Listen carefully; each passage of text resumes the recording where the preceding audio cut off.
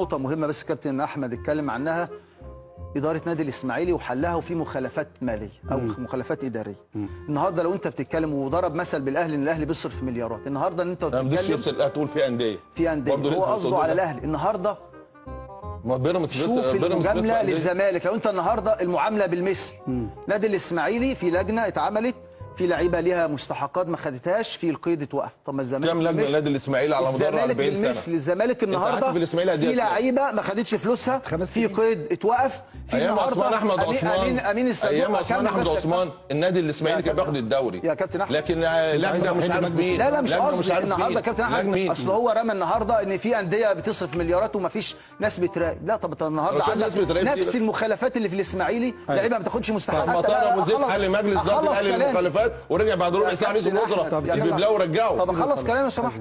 النهارده المعامله بالمثل فين؟ طب انت النهارده بتتكلم على النادي الاسماعيلي، طب ما الزمالك عنده لعيبه ما بتاخدش مستحقاتها، في ايقاف من الاتحاد الدولي لفترات من القيد. النهارده امين الصندوق الاستاذ حسام المندوب النهارده مش قلب لسانه، النهارده احنا لمينا او خدنا 800 مليون جنيه نظير بيع وحدات، وده كان مخالف.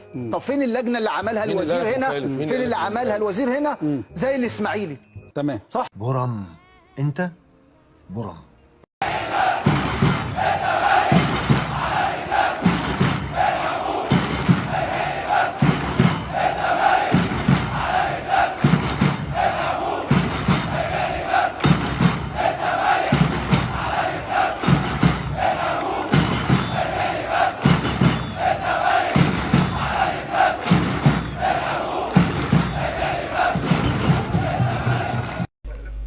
السلام عليكم. النهارده الاهلي بفضل الله طبعا كسب مباراه الاتحاد السكندري 2-1.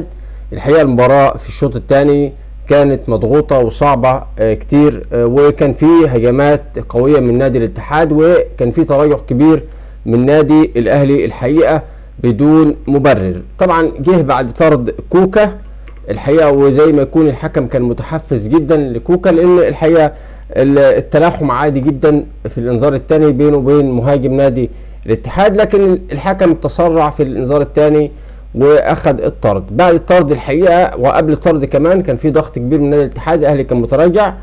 الفوز كان بشق الانفس الحقيقه، وفي النهايه هو 3 نقاط، والاهلي تصدر بهم جدول الدوري برصيد 21 نقطه، ولكن ما زالت مشكله الدفاع الحقيقه مطلوب حل لها عاجل على وجه السرعة. نتمنى طبعا المدير الفني الجديد تروب يلاقي حل لمشكلة دفاع النادي الأهلي.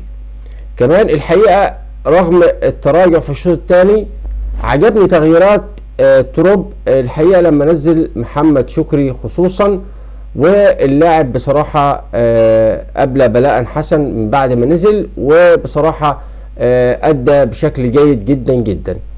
الفوز النهارده طبعا هو المباراه رقم 10. الزمالك طبعا في الجوله دي باي، الاهلي صعد المركز الاول، وطبعا وراه سيراميكا كليوباترا والمصري الثالث، والزمالك الرابع.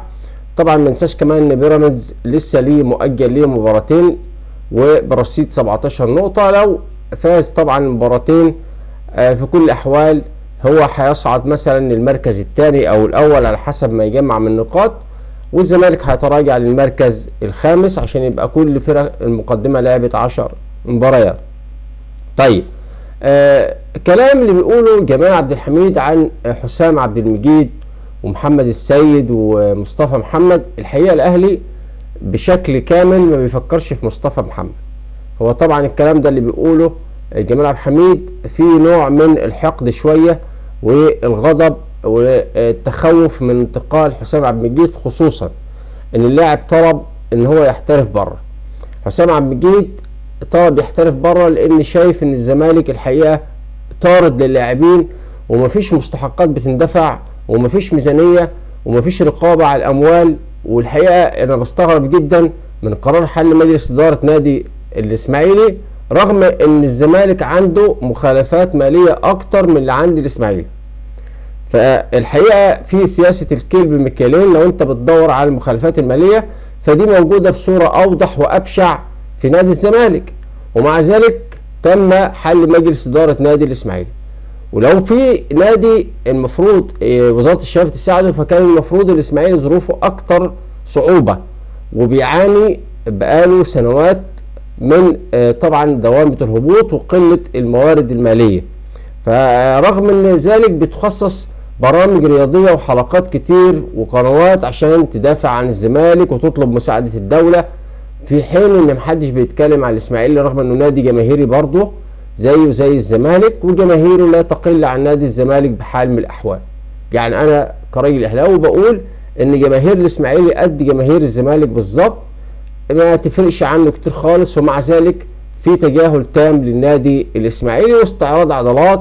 ودلوقتي بيقول لك حل مجلس اداره نادي الاسماعيلي حاله المخالفات للنيابه. القرار ده موجود، نفس الشيء موجود في نادي الزمالك ومحدش طلع بيتكلم عليه خالص.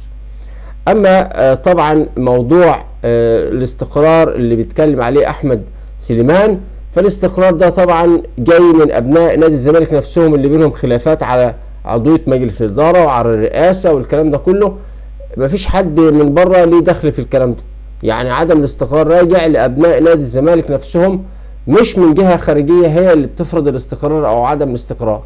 يعني ابناء الزمالك بيتصارعوا على الكرسي، محدش فيهم بيدور على مصلحه النادي، كله بيدور على مصلحته الشخصيه لا اكثر ولا اقل.